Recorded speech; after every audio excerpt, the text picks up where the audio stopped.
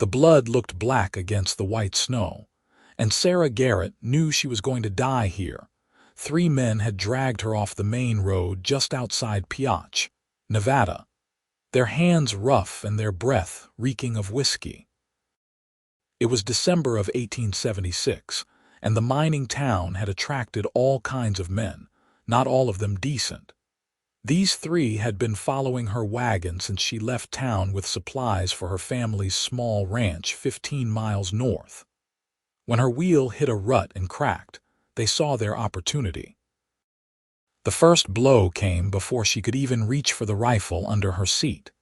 They pulled her into the snow, their laughter cutting through the frigid air as the blizzard started to pick up around them. She tried to fight back, clawing at the face of the one holding her down, but there were too many of them. The tallest one, with a scar running down his cheek, hit her hard across the face. Pain exploded through her skull, and blood filled her mouth. The second man, heavyset with a matted beard, grabbed her arms and pinned them above her head, while the third, younger but no less vicious, tore at her coat. Then came the sound that would forever be etched in her memory. A single gunshot, sharp and clear even through the howling wind. The young man jerked backward, a crimson stain spreading across his chest before he collapsed into the snow. The other 2 froze for just a moment, long enough for Sarah to see him. He sat astride a paint horse, his duster coat dark with snow, his hat pulled low. In his hand was a Colt revolver, still smoking. His face was hard, weathered by sun and wind, with eyes the color of storm clouds. He looked like death itself had come riding out of the blizzard. The scarred man scrambled for his own gun, but he was too slow. The cowboy's second shot caught him in the throat. He went down gurgling, hands clutching uselessly at the wound as his life drained into the pristine snow. The heavy-set man released Sarah immediately, his hands going up in surrender. "Please," he stammered, backing away. "Please, mister, I did not mean nothing by it." The cowboy's horse moved forward, and Sarah could see the man's finger tightening on the trigger.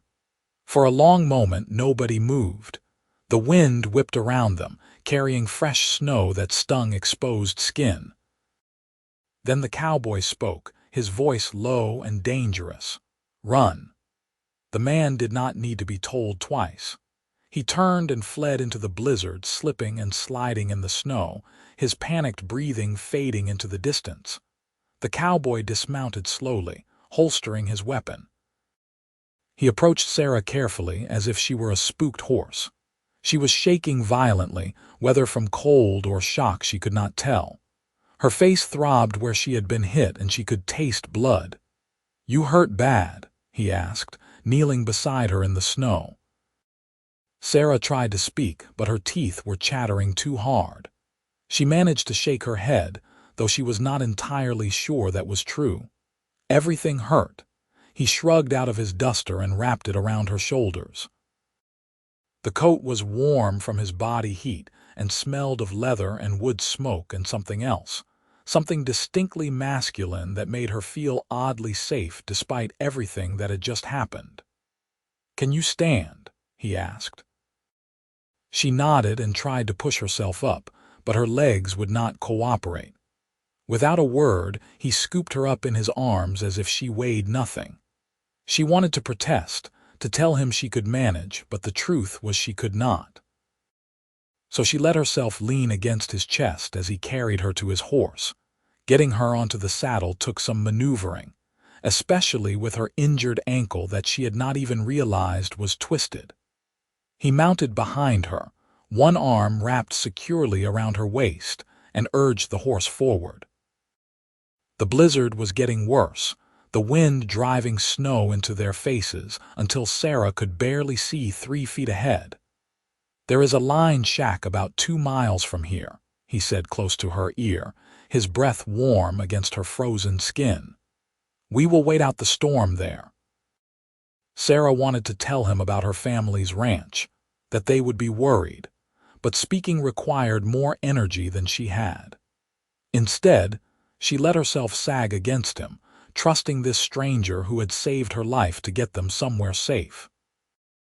The ride felt like it lasted hours, though it was probably less than 30 minutes. Sarah drifted in and out of consciousness, aware of the steady rhythm of the horse beneath them and the solid warmth of the man behind her. When they finally stopped, she could barely open her eyes. He dismounted and helped her down, then led his horse into what looked like a small wooden structure barely visible through the snow. Inside, it was dark and cold, but at least they were out of the wind. Sarah heard him moving around, then the strike of a match. Warm light bloomed as he lit a lantern hanging from a hook on the wall. The line shack was small, maybe 12 feet by 12 feet, with a pot-bellied stove in one corner and a narrow cot against the wall. There was a stack of firewood and some basic supplies on a shelf. These shacks were scattered throughout the grazing lands, meant to provide shelter for cowboys checking on cattle during the winter months. "Sit," he said, guiding her to the cot. Sarah sank onto the thin mattress, watching as he efficiently built a fire in the stove. Within minutes, warmth began to spread through the small space. He filled a dented pot with snow from outside and set it on the stove to melt, then turned his attention to her. In the lamplight, she could see him more clearly. He was probably in his late 20s, with dark hair that needed a trim and several days' worth of stubble on his jaw. There was a hardness to him, the kind that came from a difficult life, but his hands were gentle as he examined her face. "You are going to have a nasty bruise," he said. "Might have cracked a rib or two as well. Can you breathe all right?" "Yes," Sarah managed, her voice hoarse. "Thank you for what you did back there." He did not respond, just moved to check the water heating on the stove. When it was warm, he soaked a relatively clean cloth and brought it back to her. "This might sting," he warned before pressing it gently against her split lip. Sarah winced, but held still. Up close, she could see a thin scar above his left eyebrow and another along his jawline. This was a man who knew violence, who had survived it, yet his touch was careful, almost tender. "What is your name?" she asked. He hesitated, as if names were dangerous things to give away. "Mason," he finally said. "Mason Wright. Sarah Garrett. My family has a ranch about 15 miles north of Piotch. They will be worried." "Storm like this, nobody is going anywhere tonight," Mason said. "We will head out at first light if it clears." He was right, of course. Through the single small window, Sarah could see nothing but white. The wind howled around the shack, making the walls creak. She wondered if the heavyset man who had run was still alive out there, then decided she did not care. Mason moved around the small space with practiced efficiency, checking his horse that he had managed to squeeze into the opposite corner of the shack, pulling out strips of jerky from his saddlebag, making sure the fire was burning steadily. Sarah watched him, trying to reconcile the man who had killed 2 people without hesitation with the one who was now spreading his bedroll on the floor so she could have the cot. "You should eat something," he said, offering her a piece of jerky. Sarah took it, though her jaw hurt too much to chew properly. She managed to soften it enough to swallow, and the salt and protein helped clear some of the fog from her mind. "Why did you let the third one go?" she asked. Mason looked at her, his gray eyes unreadable. "He ran." "I do not shoot men in the back who are running away. He was hurting me, and if he had kept at it, he would be dead too." Mason settled onto his bedroll, leaning back against the wall. "But he made his choice. He ran. That is between him and God now." Sarah pulled his duster tighter around her shoulders. "You saved my life. I happened to be riding by. Most men would not have stopped." He looked away from her then, staring into the fire visible through the grate of the stove. "Most men are cowards who prey on those weaker than them." "I am not most men." There was a story there, Sarah thought. pain and history that had shaped him into who he was. She wanted to ask, to know more about this man who had appeared like an avenging angel, but exhaustion was pulling at her. The warmth of the fire and the relative safety of the shack made her realize just how close she had come to dying. "Rest," Mason said, as if reading her thoughts. "You are safe now." Sarah lay down on the cot, every muscle in her body aching. She should have been terrified, alone in a lined shack with a stranger who had just killed 2 men. But she was not. Something about Mason Wright made her feel safer than she had in months, maybe years. She drifted off to the sound of the wind and the crackling fire, and for the first time since the attack, she did not see those men's faces when she closed her eyes. She saw only Mason's steady gray gaze, promising protection. When Sarah woke, pale dawn light was filtering through the window. The storm had passed, leaving everything covered in a thick blanket of snow. Her body felt like one giant bruise, and when she tried to sit up, pain shot through her ribs. "Easy," Mason said. He was already awake, stirring something in the pot on the stove. "You took quite a beating." "I need to get home," Sarah said, swinging her legs over the side of the cot and immediately regretting it. Her ankle was swollen to twice its normal size. Mason came over and knelt beside her, examining her foot with experienced hands. "Sprained, not broken. You are lucky." "I do not feel very lucky. You are alive. That is luckier than most who run into men like those." He stood and returned to the stove. "I made some coffee. It is not good, but it is hot." He poured some into a tin cup and brought it to her. Sarah wrapped her hands around it gratefully, letting the warmth seep into her fingers. The coffee tasted like dirt, but he was right about it being hot. "Can you ride?" Mason asked. "I can do whatever I need to do," Sarah said, though she was not entirely certain that was true. Mason studied her for a moment, then nodded. "Your family's ranch, how many live there?" "Just my parents and my younger brother Timothy. He is 16. My father has been ill lately, a fever that comes and goes. That is why I went to town for supplies and laudanum." "The supplies?" Sarah's heart sank. Still in the wagon if those men did not take everything. "We will check on the way," Mason said. "If the wagon wheel can be fixed, we will bring it. If not, we will load what we can on my horse." An hour later, they were ready to leave.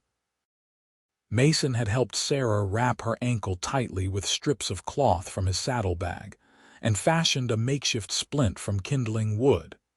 It helped, though every step still sent pain shooting up her leg.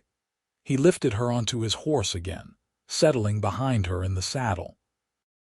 The world outside the line shack was transformed. Snow blanketed everything, glittering in the morning sun.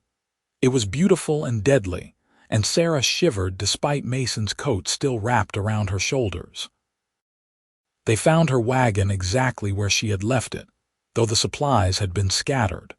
The 2 dead men were half buried in snow, their bodies already stiff with cold.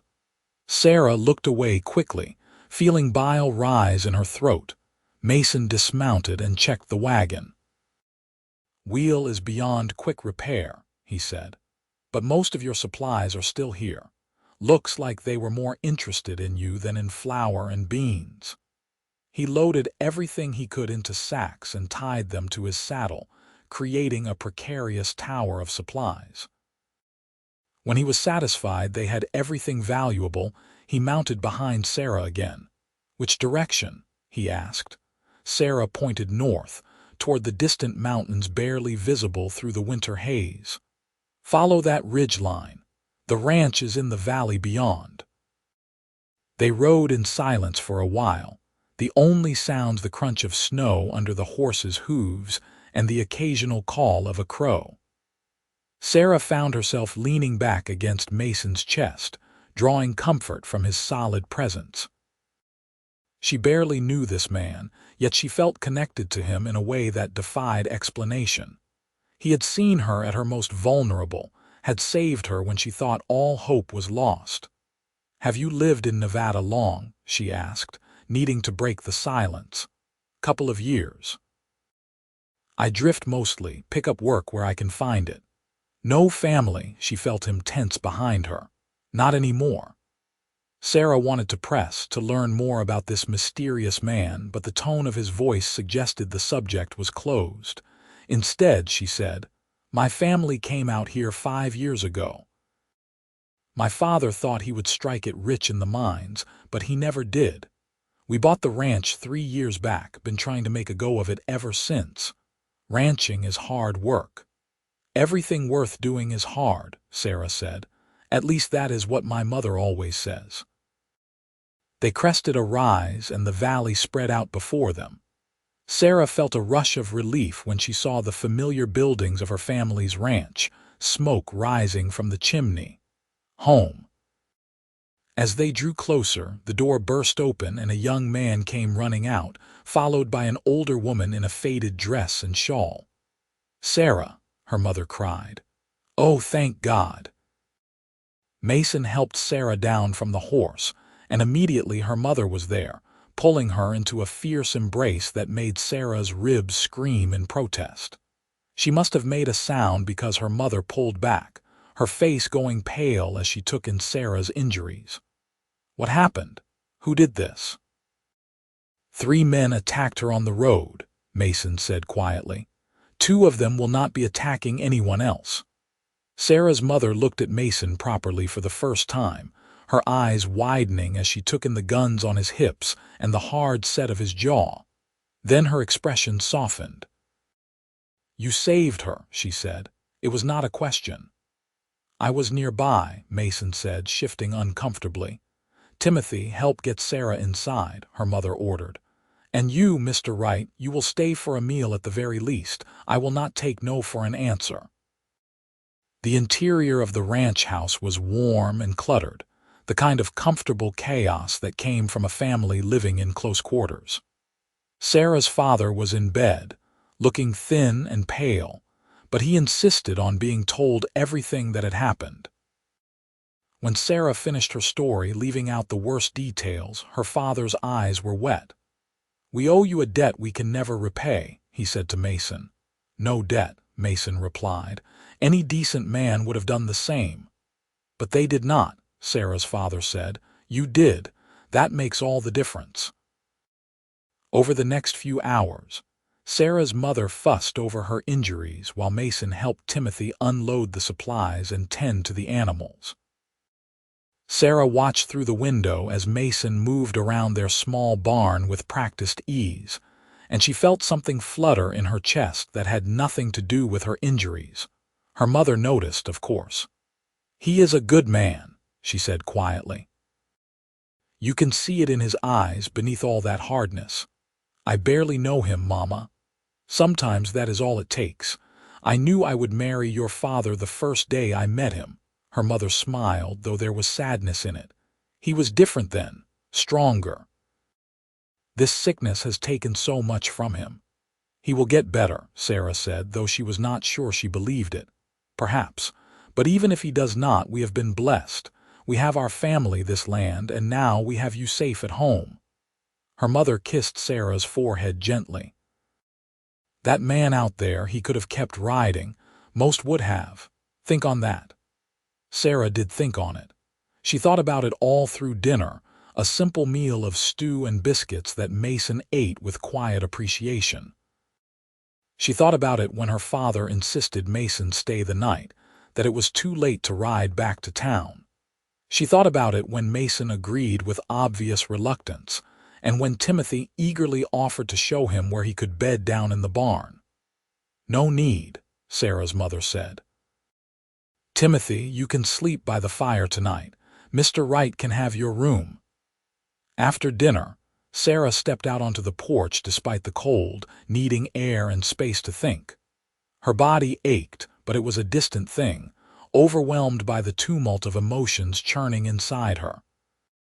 She had come so close to death, to something worse than death. And now she was home, safe, because of a stranger with stormy eyes and a quick gun hand.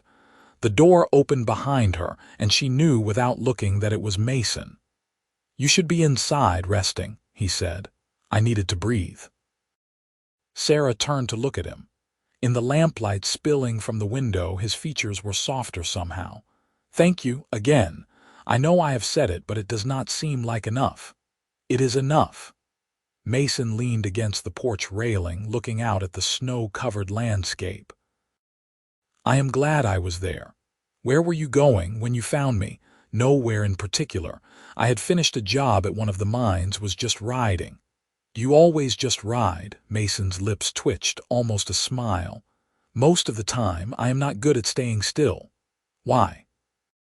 He was quiet for so long that Sarah thought he would not answer. Then he said, "My family had a ranch in Colorado. 5 years ago, raiders came through, killed my father and 2 younger brothers. My mother died a few months later. Fever, the doctor said, but I think it was a broken heart." "I am so sorry," Sarah whispered.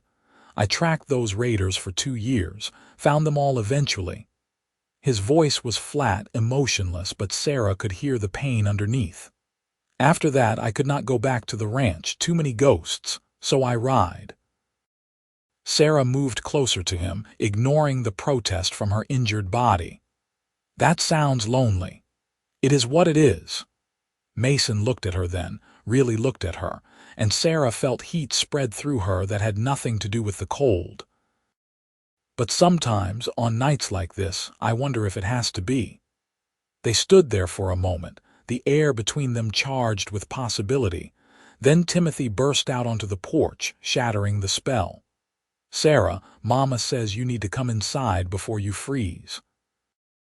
And Mr. Wright, I wanted to ask you about your horse. Is he a paint? I have never seen one up close before." Mason's expression shuddered, becoming distant again.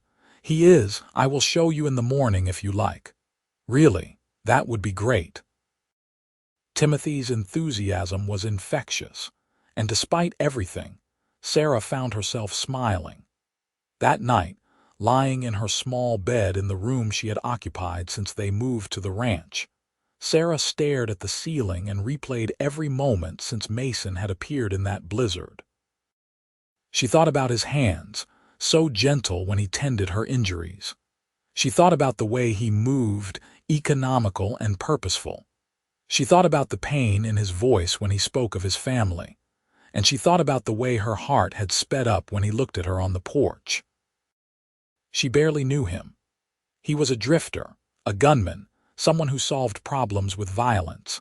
But he was also the man who had saved her, who had shown kindness to her family, who carried wounds that matched her own.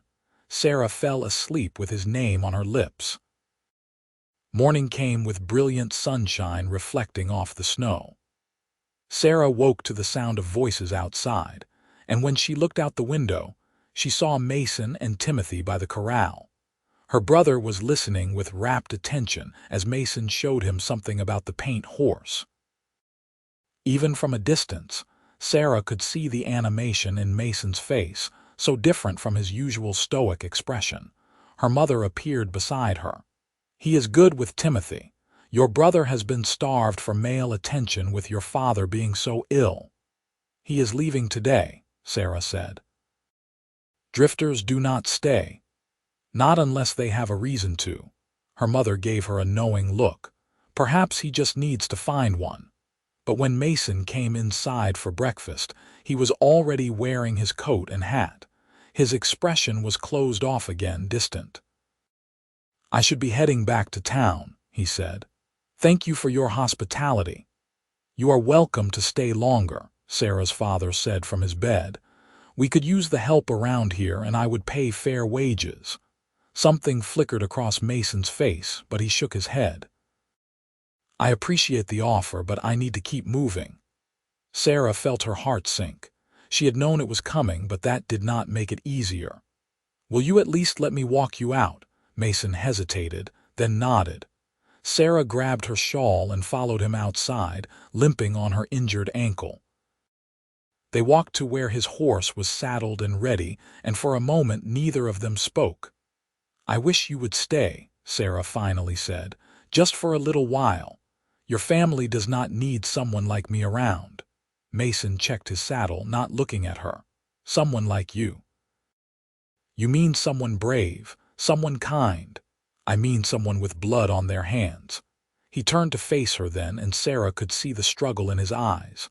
I have killed men, Sarah, more than just those 2 yesterday. I am not a good man. You are wrong.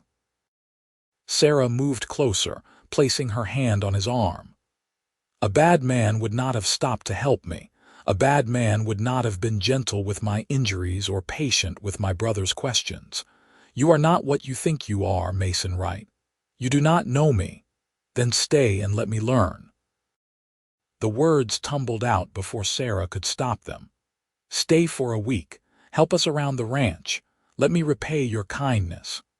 Mason looked at her for a long moment, and Sarah held her breath. She could see him warring with himself, between the life he knew and the possibility of something different. 1 week, he finally said. But then I ride on. Sarah smiled, ignoring the way her split lips stung. 1 week. That week turned into a revelation for Sarah. Mason threw himself into work around the ranch with a dedication that surprised her. He repaired fences, cleared snow from the barn roof, helped Timothy with the livestock, and even fashioned a new wheel for the wagon using tools in the barn and a sturdy piece of oak he found. But more than his physical labor, it was the small moments that captured Sarah's attention. The way he helped her mother carry water without being asked. The way he sat with her father in the evenings, listening to stories about the ranch and the land. The way he taught Timothy to properly care for leather tack, patient and thorough. And the way he looked at Sarah when he thought she was not watching, his gray eyes full of something that looked like longing. Sarah's injuries healed slowly. Her ribs stopped aching when she breathed, and the bruises on her face faded from purple to yellow-green. Her ankle improved enough that she could walk without limping, though it still protested if she put too much weight on it. On the 4th day, she joined Mason in the barn where he was mucking out stalls. It was not glamorous work, but he approached it with the same quiet efficiency he brought to everything. You do not have to do this, Sarah said. I can handle the barn work. You are still healing. Mason did not look up from his work. Besides, I do not mind. Sarah picked up a second pitchfork and started on the neighboring stall, ignoring Mason's protests. They worked in companionable silence for a while, the only sounds the rustle of hay and the occasional stamp from one of the horses. Can I ask you something? Sarah finally said. You can ask. I might not answer. Those men you tracked after your family died, do you regret it? Mason stopped working, leaning on his pitchfork. I regret that I had to become the kind of man who could do that, but I do not regret making them pay for what they did. Does it ever get easier? The memory of it? No, but you learn to live with it. He looked at her then, his expression serious. What those men did to you, what they were planning to do, that is going to stay with you, but it does not have to define you. You are stronger than you know, Sarah Garrett. Sarah felt tears prick her eyes. Since the attack, everyone had tiptoed around what had happened, speaking in vague terms about her ordeal. Only Mason was willing to acknowledge the brutal reality of it, and somehow that made it easier to bear. I was so scared, she whispered. Fear is not weakness. Fear kept you alive long enough for help to arrive. Mason set down his pitchfork and moved closer to her. You fought back, even when you knew you could not win. That takes courage. I do not feel courageous. Courage is not about feeling fearless. It is about being afraid and doing what you have to do anyway. He reached out and gently touched her cheek, his calloused fingers surprisingly soft. You have more courage in your little finger than most men have in their whole body. Sarah leaned into his touch, her heart racing. They were standing so close she could see the flecks of blue in his gray eyes, could feel the warmth radiating from his body. The air between them felt charged, heavy with unspoken words and unfulfilled promise. "Mason," she breathed. He cupped her face in both hands, his thumbs brushing away tears she had not realized were falling. "I should not," he said, but he was already leaning in. Their first kiss was gentle, tentative, as if they were both afraid of breaking something fragile. Sarah's hands came up to rest on his chest, feeling the steady thud of his heart beneath her palms. Mason's lips were warm despite the cold air, and he tasted like coffee and something uniquely him. When they broke apart, both breathing hard, Mason rested his forehead against hers. "I am still leaving," he said, but there was doubt in his voice now. "I know," Sarah replied, though her heart was screaming at her to make him stay. But they both knew something had changed. The walls Mason had built around himself were cracking, letting light seep through. That evening, as the family gathered for dinner, there was a knock at the door. Timothy opened it to reveal a man in a sheriff's badge, his face weathered and serious. "Evening, folks. I am Sheriff Dalton from Piotch. I am looking for Mason Wright." Mason stood slowly, his hand instinctively moving toward his gun before he stopped himself. "I am Wright. Need to have a word with you," the sheriff said. "About the incident on the road 4 days ago." Sarah's mother gasped, and her father tried to sit up in bed. Sarah moved to stand beside Mason, her chin raised defiantly. "Whatever you want to know, you can ask in front of all of us," she said. "This man saved my life." Sheriff Dalton looked at her, taking in the fading bruises on her face. His expression softened slightly. "I am not here to cause trouble, miss, but there are 2 dead men outside of town and a third man telling a story about a gunman who murdered his friends." "That is a lie," Sarah's voice rose. "Those men attacked me. They would have killed me if Mason had not stopped them." "I am not disputing that," the sheriff said calmly, "but I need to hear what happened from Mr. Wright himself." Mason stepped forward. "I was riding from town when I came across 3 men attacking Miss Garrett. I shot 2 of them and let the third run. Self-defense on her behalf. The third man, Hank Riley, claims you shot his companions in cold blood." "Hank Riley is a liar and a coward," Mason said flatly. "He held Miss Garrett down while the others beat her. I gave him a chance to run because killing a fleeing man sits wrong with me. Seems I should have saved myself the trouble." Sheriff Dalton sighed and rubbed his face. "Look, Wright, I have been asking around about you. Heard you are a straight shooter, no pun intended, and looking at Miss Garrett's face, I am inclined to believe your version over Riley's. But I need you to come into town and make an official statement." "I will come too," Sarah said immediately. "That would actually be helpful," the sheriff agreed. "Your testimony will settle this matter quickly."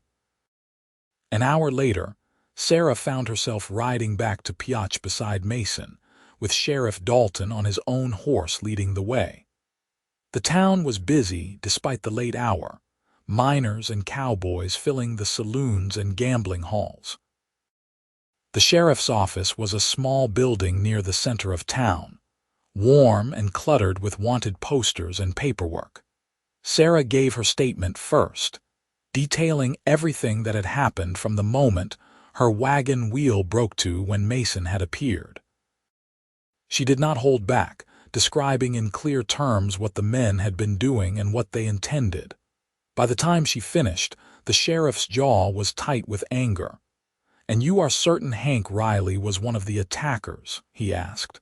"Absolutely certain," Sarah said. "He held my arms down." Sheriff Dalton nodded and made notes. Then it was Mason's turn.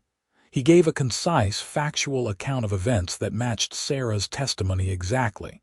When he finished, the sheriff sat back in his chair. "Riley is at the Silver Spur Saloon, probably drunk by now. I will go arrest him for assault with intent. As for you, Wright, you are free to go. Clear case of justified killing in defense of another." "What will happen to Riley?" Sarah asked. "He will stand trial. With your testimony, he will likely hang." The sheriff stood and offered his hand to Mason. "You did a good thing, stopping those men. Not everyone would have." As they left the sheriff's office, Sarah saw a group of men outside the Silver Spur Saloon. One of them, heavy-set with a matted beard, looked up and his eyes went wide with fear. Hank Riley. He started to run, but Sheriff Dalton was faster. "Hank Riley, you are under arrest for assault." Riley tried to fight, but two deputies appeared from the crowd and wrestled him to the ground. As they dragged him away, he looked at Sarah with such hatred that she instinctively stepped closer to Mason. "You are okay," Mason said quietly. "He cannot hurt you now."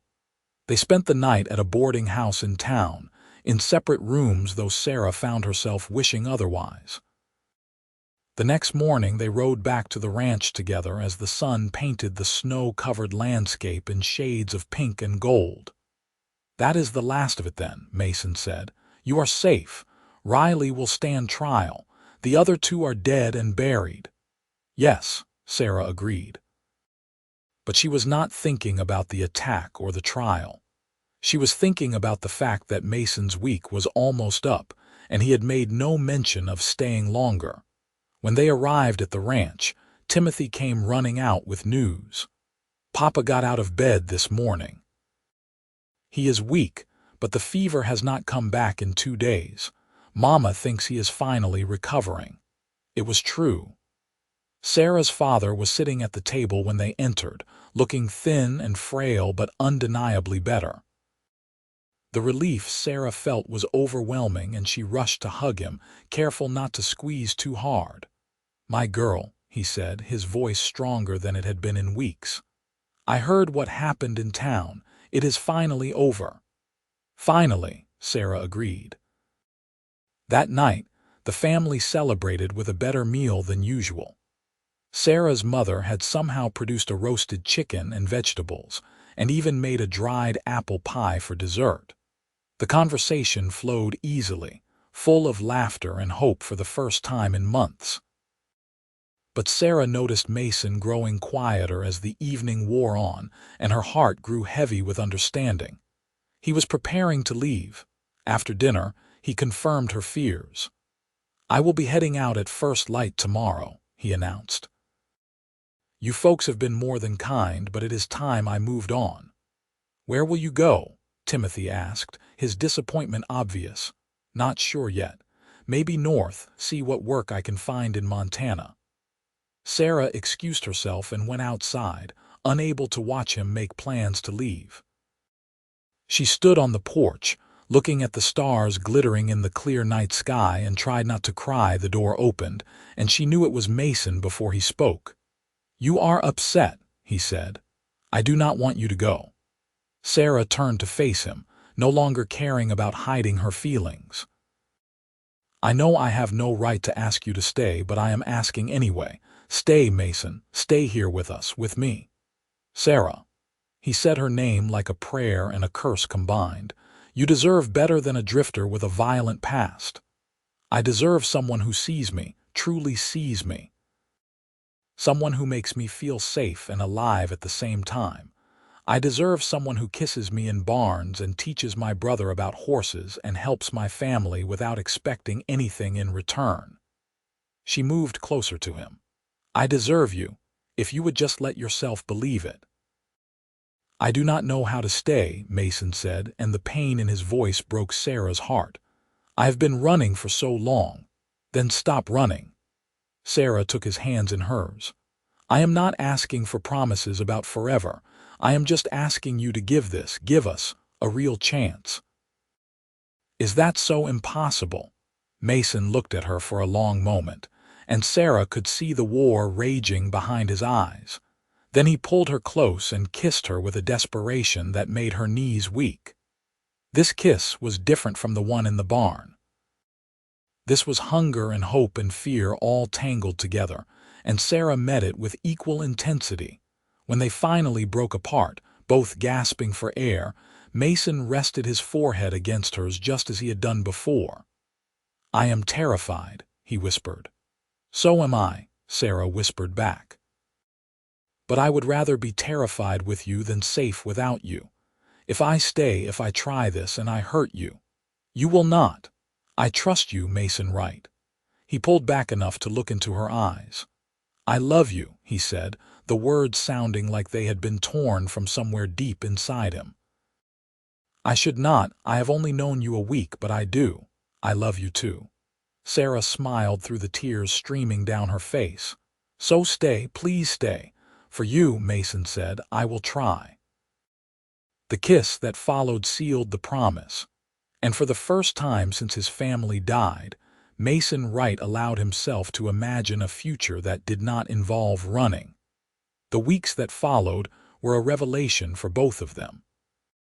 Mason moved his few belongings into the barn, insisting it was not proper for him to stay in the house now that he was courting Sarah. Her parents agreed, though her mother's knowing smiles suggested she was not fooled about the strength of feelings between the two young people. Mason proved to be invaluable on the ranch. With her father still recovering, the work of maintaining the property had fallen heavily on Timothy and Sarah. But Mason took on the hardest tasks without complaint, and under his guidance, the ranch began to flourish in small ways. Fences were repaired, the barn roof was properly patched, and the livestock grew healthier with better care.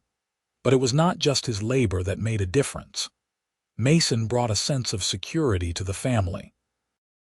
After years of struggling with her father's illness and the constant worry about money and survival, Sarah's mother seemed to relax.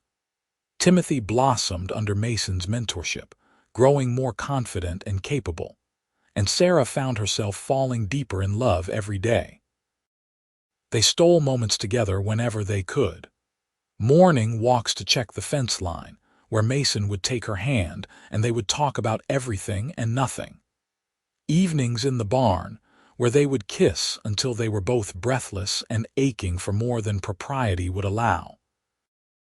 Dinners with her family, where Mason's rare smiles grew more frequent. In February, Mason rode into Piotch and returned with news. Hank Riley had been tried and convicted of assault. He would hang within the week. Sarah felt a complicated mix of emotions at the news: relief, sadness, and a grim satisfaction that justice had been served. "It is truly over now," Mason said that evening as they sat together on the porch steps. "He cannot hurt you again." "He stopped being able to hurt me the moment you stayed," Sarah replied. "Knowing he was out there bothered me less than the thought of losing you." Mason pulled her close, and she rested her head on his shoulder. They sat in comfortable silence, watching the sun set behind the mountains. It was in these quiet moments that Sarah felt most content, knowing that the man beside her had chosen to stop running, to build something with her. In March, as the snow began to melt and the first signs of spring appeared, Mason approached Sarah's father. "Sir, I would like your permission to marry your daughter." Sarah's father, who had regained much of his strength though he still tired easily, studied Mason carefully. "You are a good man, Mason Wright. I see how you look at her, and more importantly, I see how she looks at you. But I need to know your intentions. Will you stay, truly stay? Or will the wandering urge take you eventually?" "I will not lie and say I do not sometimes feel the pull to move on," Mason said honestly. "But that was before I had a reason to stay. Sarah is my reason now. This family."